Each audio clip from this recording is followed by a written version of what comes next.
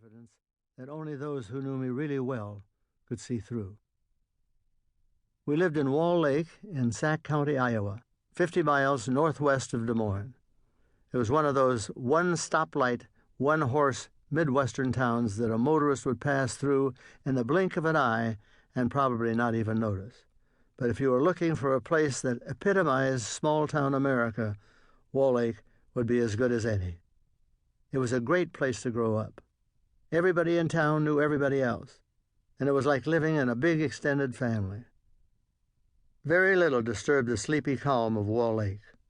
The one thing that could be guaranteed to galvanize everyone into action was when a tornado roared through. They could appear at any time of year, but most came in May and June, usually in the late afternoon when the combination of heat and humidity seemed to trigger them. There was little advance warning.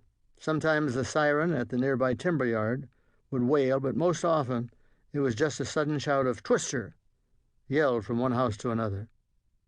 Mom would drop whatever she was doing and holler to us to come running.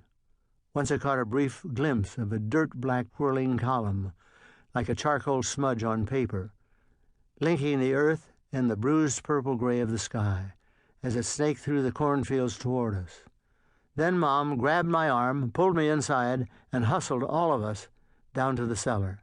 She paused on the top step to bolt the cellar door before following us down, as if this would somehow keep the tornado at bay.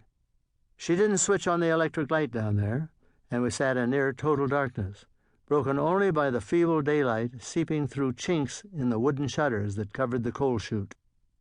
As we waited for the twister to pass, I was a little frightened but excited too, feeling the same electricity in the air that you get just before a summer storm. We sat in a row on the cold flagstone floor, our backs against the stack of logs for the stove, and facing a wall lined with shelves of bottles and jars of preserves that began to clink against one another as the tornado winds started to shake the house. The noise of the wind increased to a scream, banging the storm shutters and battering the walls, while debris hit the roof shingles with a machine gun rattle. The tornado passed so close to the house that I heard a tortured squeal as a branch was torn from the oak tree outside. I kept my eyes tightly shut, dug my nails into my palms, and bit my lip to stop myself from crying out in fright.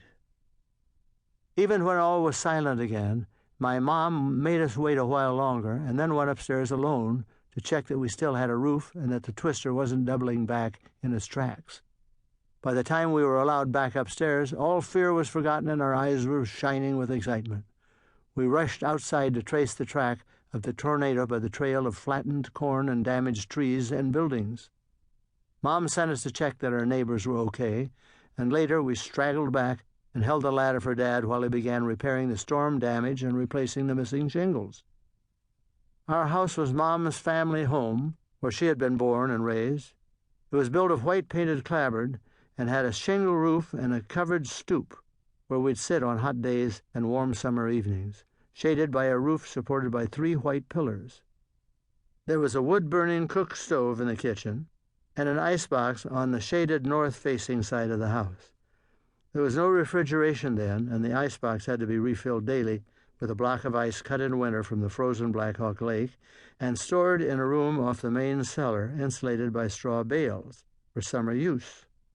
There was a parlor with a cedar chest, a couch, and 2 pictures on the wall, the only ones we had. But like a lot of families, the parlor was kept for company, and we rarely used it. Family life centered in the kitchen. We had a couple acres of land where we kept a cow, 2 pigs, and a few chickens, and grew vegetables and a little corn to augment the family diet. When we got home from school, we'd do our chores and feed the animals.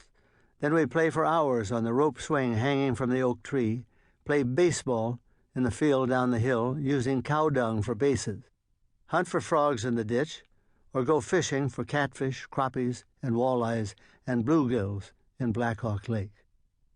On Sunday mornings, we and everyone else in town would dress in our Sunday best clothes and walk to church.